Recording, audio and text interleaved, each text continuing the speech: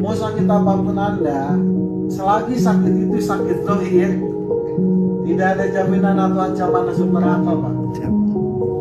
Orang sakit jantung, barang siapa yang penyakit jantung mati neraka, nggak ada. Penyakit liver mati, jaminannya neraka nggak ada.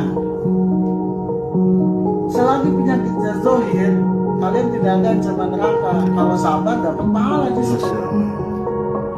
Ya, sakit itu membersihkan diri kita dari setiap hilaf dosa-dosa yang kita lakukan. Yang terpenting jangan sampai mempunyai penyakit hati. Orang kalau penyakit hati, Pak, ancamannya neraka. Siapa yang kalau masukkan surga? Orang yang hatinya selamat, kalau bersalah